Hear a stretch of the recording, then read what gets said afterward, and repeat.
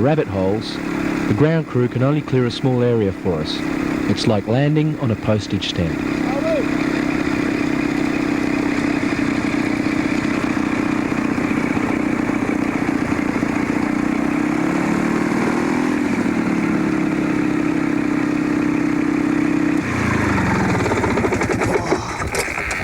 Whew!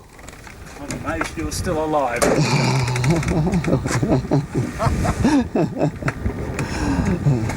What the... Well, we'll do a run at 1500 tomorrow, 1750 ASL. That's going to take quite a few runs to encompass the caves that we've got now. That's right. Do a straight run, go zot, zot, from cave A to cave B to cave C, whatever. Don't try and do sort of that. See, it doesn't matter if there's a bend in the run. No, because just as long as I photograph on the bend. Once the ground crew had marked out the search area, the trike pilots surveyed from the air. This was to check for both possible landing and emergency landing areas. Whilst flying around, the pilots had discovered at least the possibility of 4 cave entrances to the north, and so it was planned that we'd set out first thing in the morning. We're anxious to get an early start. In a harsh environment, all the trikes have to be checked in a hurry before the sun gets too high. This is to avoid turbulence caused by thermals created in the heat of the day.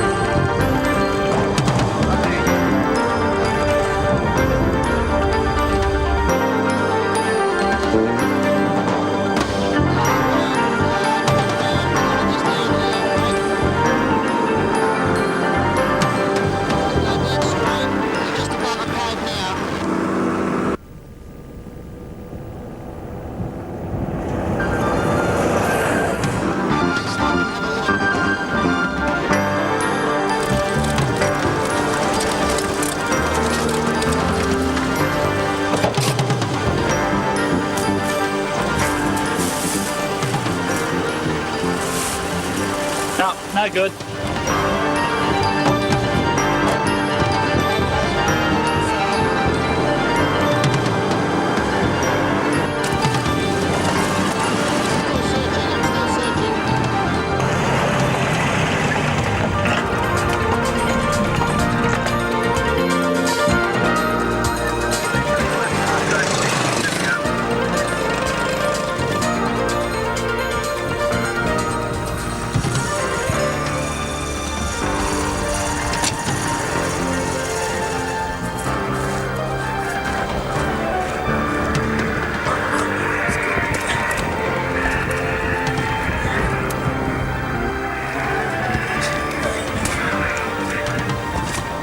Negative on this hallway, and she stops at about 2 meters, just completely blocked. Study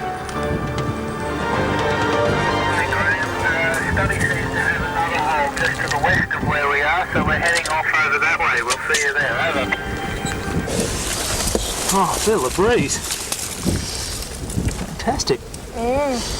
Looking good. It's a bit narrow. Really? Finally, our hard work pays out, and we find a cave with a clear entrance. Yeah.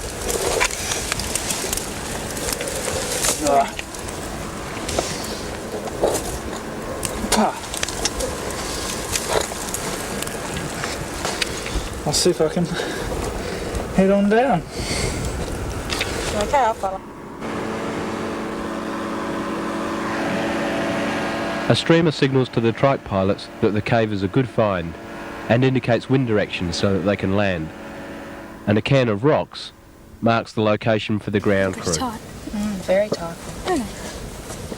Wayne's having trouble getting his shoulders through.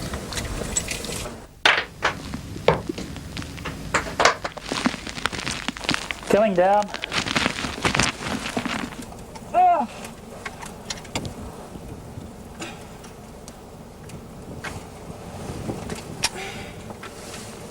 Oh, this is so windy. The strong wind coming from the cave entrance gives a good indication of the possible chamber size.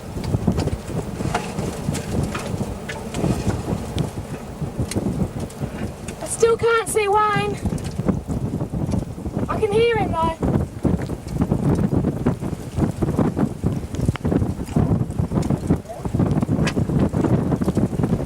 Edge where I'm standing, which is what, about 3.5 metres below the surface, and then drops down another 4 metres into a chamber about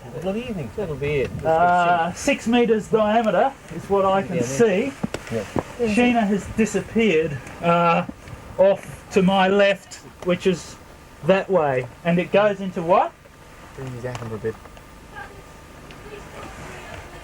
There's at least 2 or 3 other leads off it. It is a large chamber. It's certainly stand-up walking passage. Oh, wow. With a rock pile. Many of the new caves are small and uninteresting, but others yield surprises. Well, we've got a mummified snake here, or a segment of a snake skeleton, which my colleagues up on the top of the rock pile have passed down to us. This was wedged high up in a little crevice in the wall. He's a big fellow, all right. I have no idea what sort he is. Unfortunately, his head doesn't seem to have been preserved. But he's bloody enormous. Okay, well, what we've got here is looks like a juvenile dingo. He's very well mummified. You can hear me drumming on his ribs there. The rest of his body is partly buried by rubble behind me. You can see from the number of incisors between the 2 big canine teeth here that he's definitely a dingo, not a thylacine. There have been mummified thylacine remains found out here, but this isn't one of them. This is a dingo. Look, his ears are still stiff. You can still feel the stiff hairs along the side of his muzzle there. This poor little bugger's probably fallen down the hole at some stage and just been washed around by the floodwaters, washed up in this corner and then partly buried by rubble. Really well preserved. Lovely little fella. It's a pity he's dead.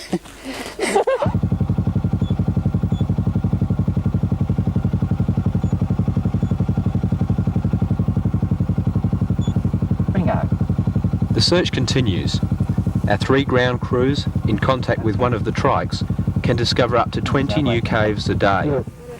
Each cave is logged and any discoveries are noted.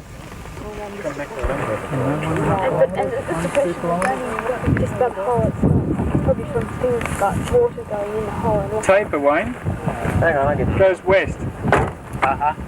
Could I draw a sketch of Paul's, just a round thing in the middle of the page? It's on the Forest Ring Road. Does it? That's what Alex says on the map. Where we shouldn't be. Most caves are surveyed extensively. Hang on, pass it back to The me. use of the global positioning system and the trikes, along with a well-organised and experienced crew, have streamlined the enormous task of exploring the vast number of new caves. Hey! He's not going very fast, is he? He's not going, for Christ's sake. He's sitting there. Stubby, do you want to return? Just say yes or no.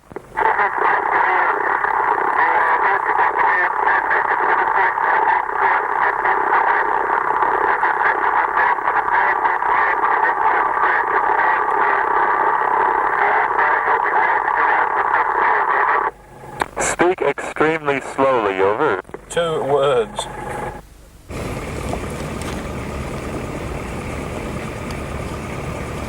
Is he returning yet? No, he's not. Ask him why he's going that way. Stubby, why are you going this particular direction, over? One of the trike pilots has decided that it's a great day for flying, so Stubby has gone off on his own sky travels. No answer. However, this has left Bruce and Paddy just a little frustrated.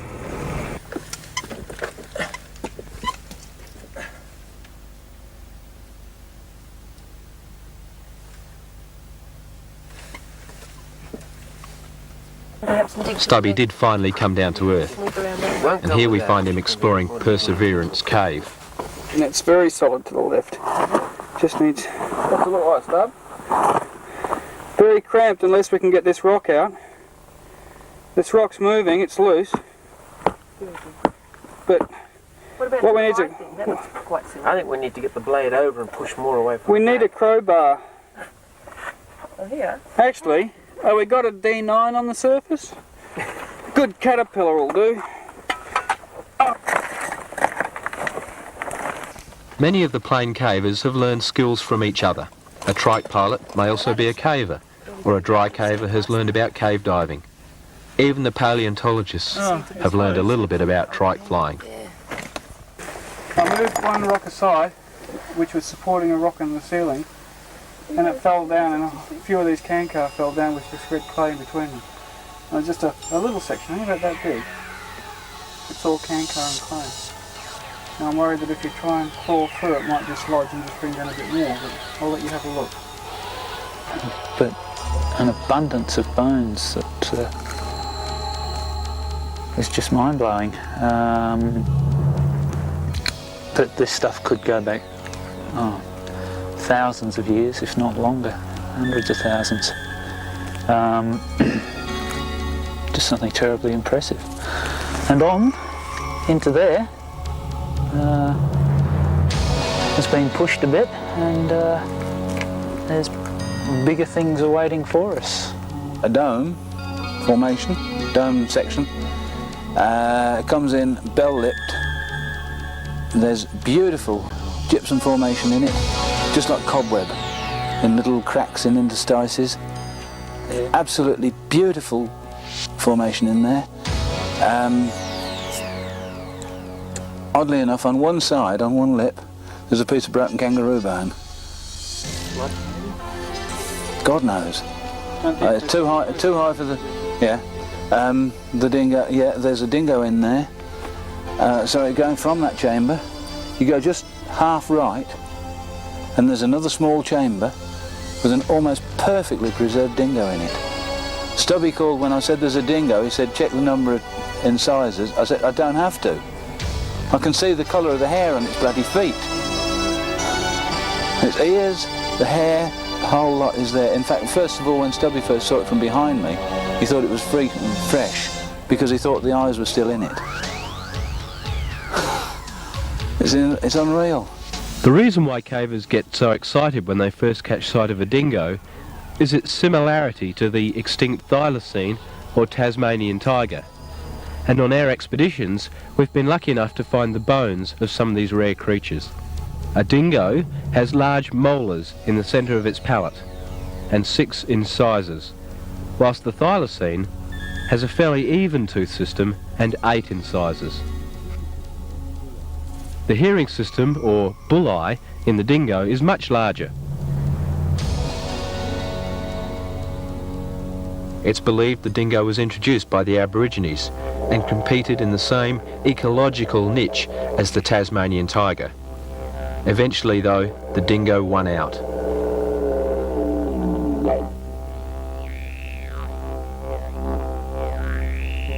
Many fossil and animal remains are found in the caves because they fell down the cave entrance or were washed down in flood conditions. It's not uncommon to find remains among collapsed rock piles. I'm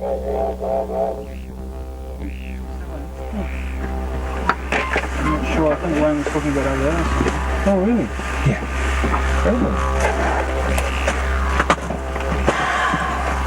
Bit tight down there. Oh.